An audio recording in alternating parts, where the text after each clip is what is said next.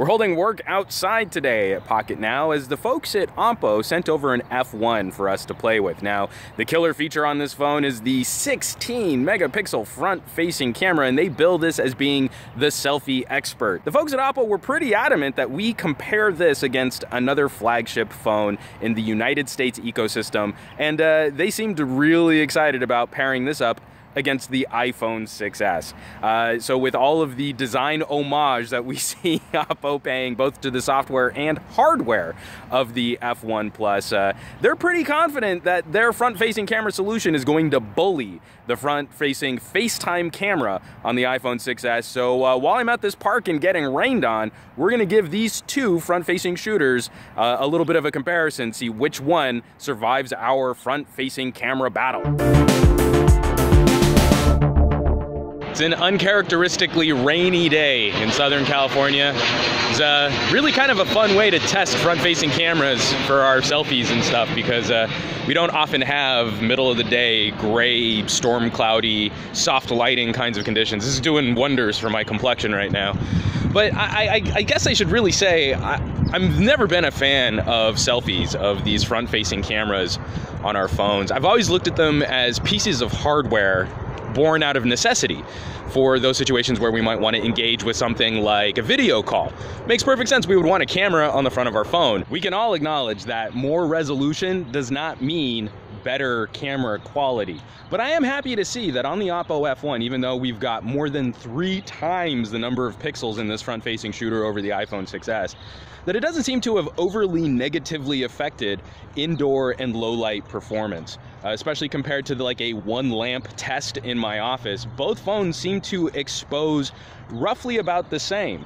And both seem to handle hand movement roughly about the same. Although I have to say that these sort of front-facing screen flash solutions, not really enough illumination to make sure that you're getting crisper selfies, that you're getting faster shutter speeds. So especially for those situations you're trying to take a photo of you and a friend in a dimly lit restaurant, you really just need more light. Our phone screens, as bright as they can get, really aren't going to tackle that job for us. For the iPhone 6s being a flagship device, there are a few disappointments when we start looking at this front-facing camera.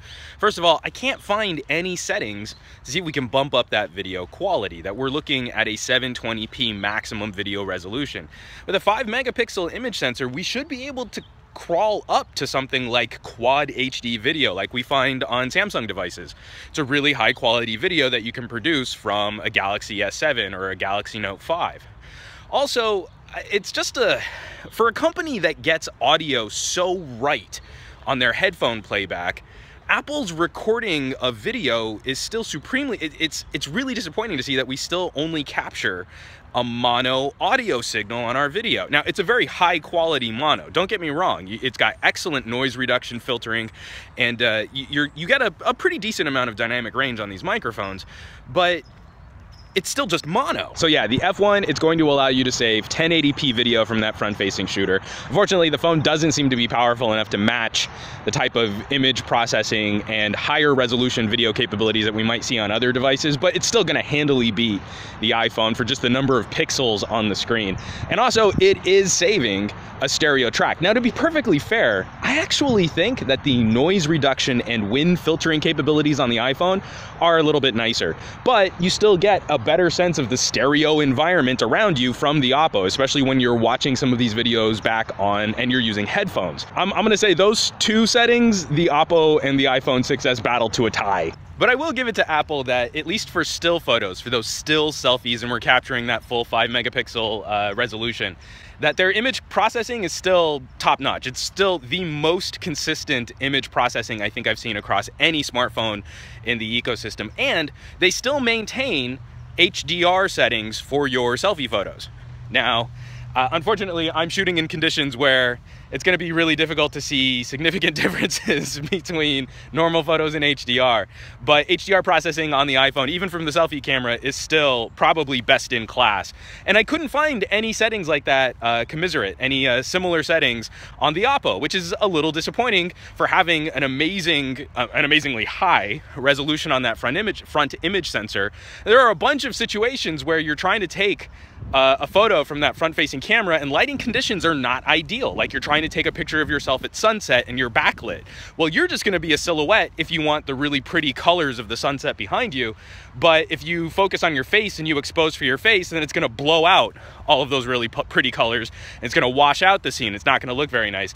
HDR is one solution for balancing the subject and the background. Yeah, I gotta say, I was a little disappointed to see that once we engaged video on the Oppo F1, that it's cropping the frame, and so I was really hoping, well, maybe we're going to see some kind of software image stabilization on the output from this video, but that doesn't seem to be the case. This seems to be just as shaky and just as twitchy, and right now, just so that I can kind of stabilize this a little bit, I am using a little stick with a smartphone cradle on it, just so that I can keep one hand free, have a better grip on the phone, especially because it's raining out here, and this phone is getting kind of soaked. But at least we can say, like, Oppo really does know their target consumer for this. That person who's really going to fill their phone full of selfies.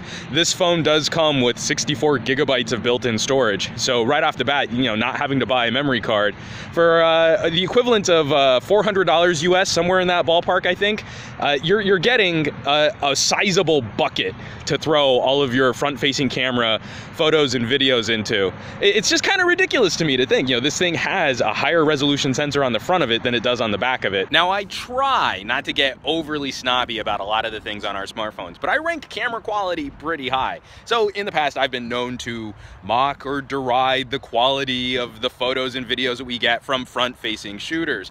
But we can't deny that there's been an explosion, a whole cottage industry of direct-to-audience conversations like vlogging, where you have instant access to people sharing their thoughts or communicating ideas, and it can be really compelling and engaging content.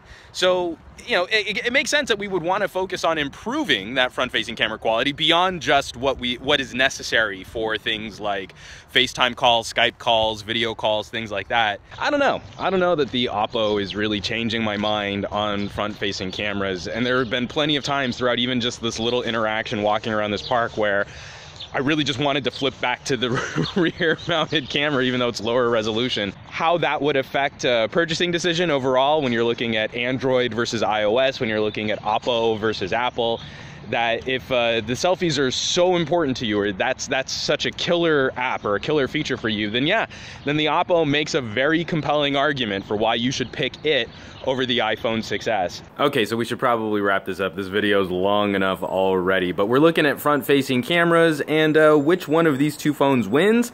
I don't know that I can declare a clear winner.